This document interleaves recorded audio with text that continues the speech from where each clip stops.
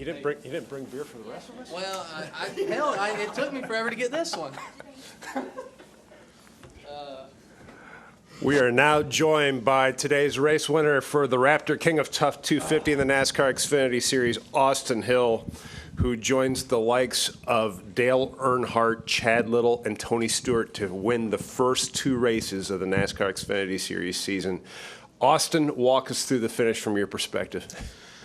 Oh man, it was a wild finish. Obviously, everybody was really tight on fuel.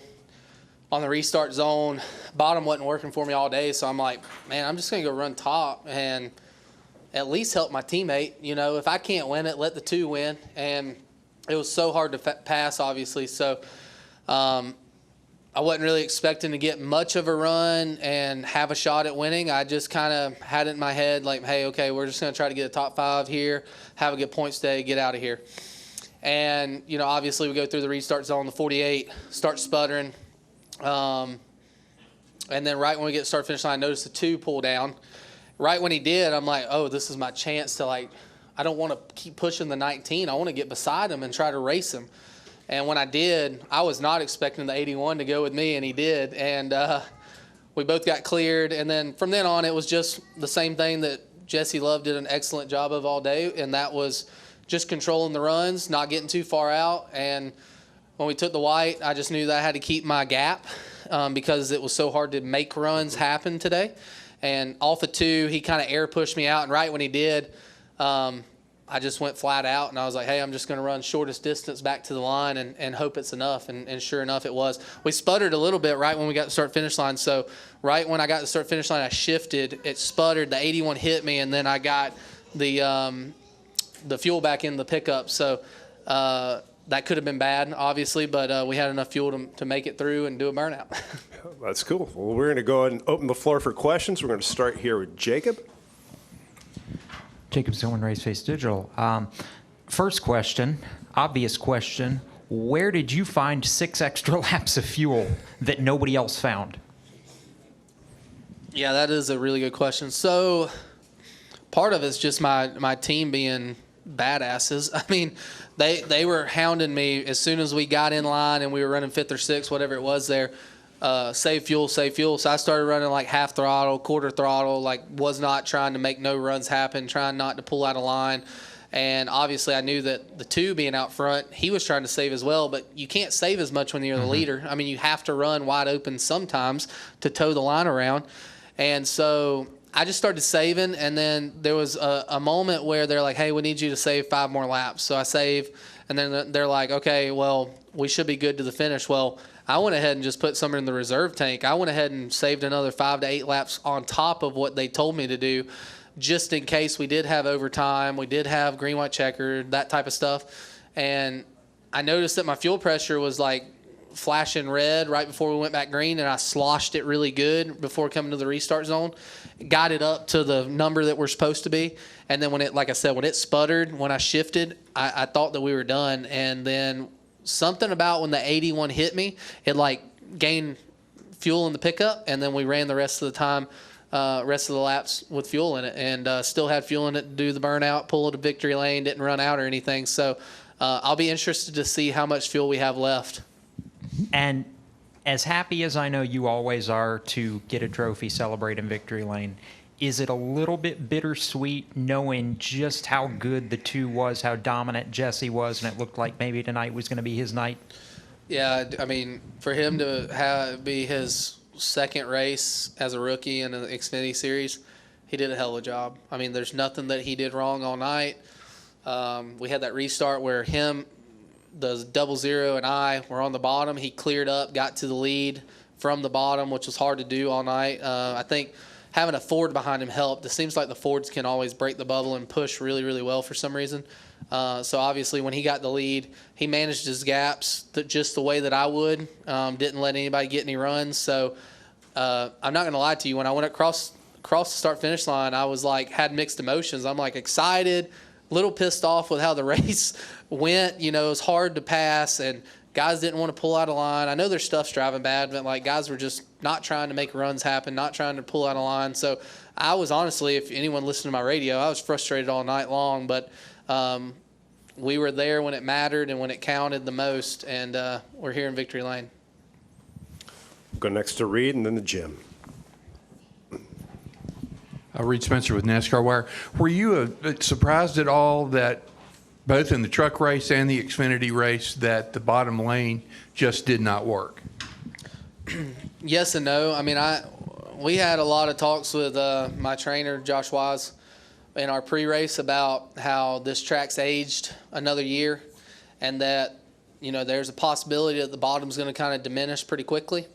And I noticed it. I mean, during stage one, it happened right away where nobody could stay tight to each other on the bottom. Everybody's cars was driving bad. Even my car was driving bad, but I thought my car was still driving better than most. But when you would be really tight with somebody on entry on the bottom, you had the air off the side, but then you had the air in front of you, and you would almost feel like the splitter would pop up. You'd lose all four. It was almost like a four-wheel slide, basically, and you would like slide in the corner, and it would take a second for it to land. And once you got kind of landed and into the corner, then you gain grip again. But you had to give a gap on entry, and having to give up that gap just hurt the bottom lane. So I knew early in the race that it was going to struggle, that it was going to be hard to pass all night. But I was like, hey, I'm going to try stuff. Nobody else was trying nothing. I'm like, I'm just going to pull out a line and see what works, what doesn't work. I learned a lot during stage one, and I learned a decent amount in stage two. None of the stuff I learned really applied to that green, white, checkered finish, but it was just one of those things that it was super hard to pass tonight, very frustrating, and I really hope that when we come back here and it's hotter, that the race unfolds a little differently. Go to Jim, then to Lee. JimOtterMotorsport.com. Austin, why do you think, I mean, just your opinion, but why do you think that was, that nobody was willing to do what you were doing and take chances? I wish I could tell you. I mean, like I said, if anybody wanted to cue into my radio communication, it wasn't very pretty at times, but I was very frustrated. I'm like, look, like we have nothing to lose. Like, okay, what are you going to lose, 5-6 spots, and you're going to get back in line and tell the field? Like, I was very surprised at how many people just were okay with riding around and running the top and running 10th or running 15th or whatever the case may be. And the only reason I decided to ride there towards the end of the race when I was running like 5th or whatever it was, that was to save fuel. There was no other rhyme or reason. I would have tried to make runs happen. I would have tried to, push the 48 up to where the 19 was and us get a run and drive around the Toyota and get back in line or something. But it was kind of risk versus reward at that point because it's like, hey, we got to save fuel in case there's a caution. So, I can't really tell you why people wasn't pulling out of line. I don't know if their stuff just wasn't driving as good as mine was, and that's the reason or what it was, but super frustrating. I mean, I'm like on the radio yelling like, hey, let's pull out of line. Let's do something. Let's try to make runs happen. And nobody – I mean, the 48 went with me a lot, so I appreciate him trying, but for the most part, nobody would pull out of line, and I can't really put my finger on why that is. And as kind of follow-up, winning the 2 straight races to start the season put you in elite company, but also put you in a very good position to start the season. How do you think what does it do for you guys looking forward? We're not letting up. I mean, we're going to keep our throats on everybody's neck if we can. Vegas is a very good racetrack for me statistically. We won there last year in the Xfinity car. I've won there a time or two in the trucks. And I've always ran well there. My stats show it. And so that's one of my best mile and a halves. I love that place. Just the way that the race unfolds. You can really wrap the line. It's kind of reminds me of old Atlanta where really wrapping the line and running really low off the corner benefits you on the long run. And that's something that I tend to feel like I do well at. I feel like I do a better job of,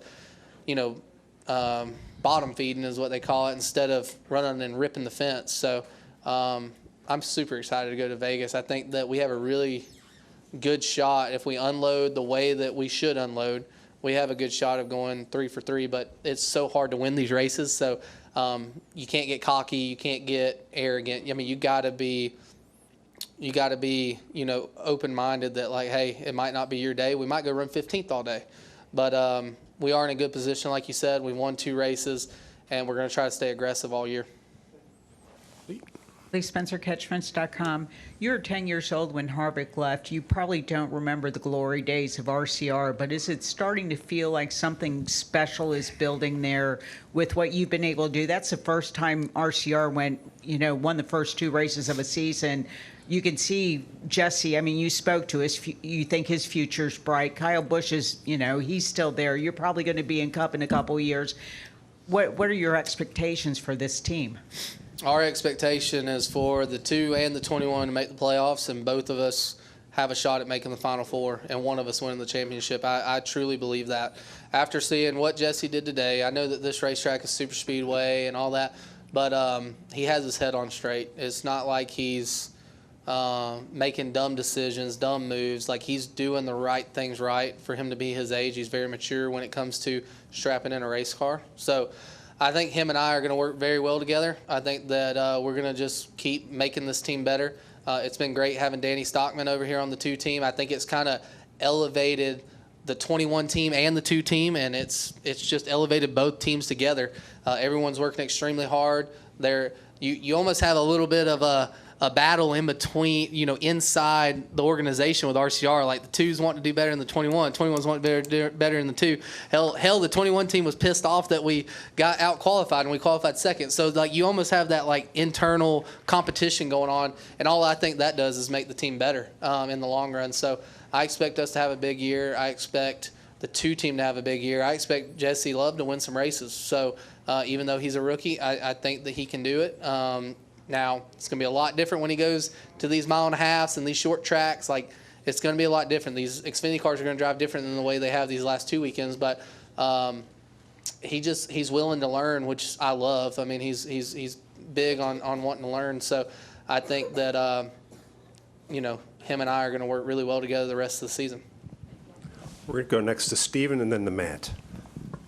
Stephen Toronto, CBS Sports. Austin, I think back to June of 2020 when you were so gutted that you missed out on an opportunity to win a Truck Series race here. And then to July of 2022 when you were so amped to win your first Xfinity race here. To have won 3 races at Atlanta, how do you process that, and how do you feel about that? Yeah, I mean, it's so awesome to win here in Atlanta. I mean, I grew up racing Bandoliers, legend cars. That's where I cut my teeth at. Grew up in Georgia, an hour from here. Lived just an hour down the road. We came and made thousands and thousands of laps around this place in a Bandolier legend car, and that's where I learned to race. That's the way where I learned to, drive a race car and do the things that I do today. All of that stays with you as you get older. So. For it to come full circle and to sit here and say that I have 3 wins at Atlanta, where I grew up racing, and I have so many wins on that little quarter-mile racetrack out front, means the world to me. It means the world. I'm sure it means the world to me, my family, everyone that's here today. I mean, we have aunts, uncles, cousins. We have everyone here today celebrating this victory. So it's so special. And it's funny that you mentioned the quarter mile, because I can remember being here last year and Joey Logano talking about the very same track and the very same thing after he won the Cup race. Just for reference, how many drivers that you raced on the quarter mile here have you raced against in NASCAR and you race against now? That's a really good question. Quite a few. I can't put my I can't put my finger on like what the number is, but quite a few guys that have raced out here on this front stretch on the quarter mile that have went on to be very successful in the NASCAR world, whether it's trucks, Xfinity, Cup.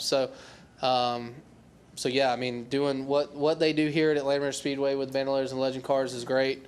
I think that's where you where your stomping grounds are and where you learn to drive a race car. The Legend cars, I think, have always been one of the hardest things to drive for me. And, I've always felt like anyone that can drive a Legend car really well and win a lot of races doing it can also do the same thing in all these other levels. So, yeah, it's just so cool. It was also awesome after, doing the burnout, celebrating all that.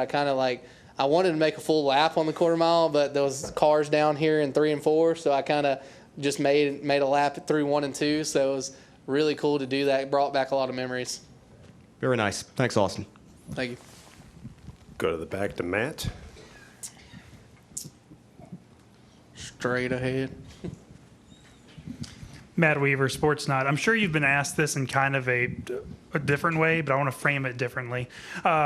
Riley felt like he was good. He felt like Jesse was good. And Riley told me that he decided to start pressing Jesse to try to run him out. And Parker said that he was trying to force those guys to run out, and that kind of ran him out too. So I'm curious, when you're kind of in that mix, how much are you aware of the intensity picking up, and was tonight a matter of just staying disciplined and committed to the plan? Yeah, honestly, I wasn't aware of anybody else's fuel at the time of green flag.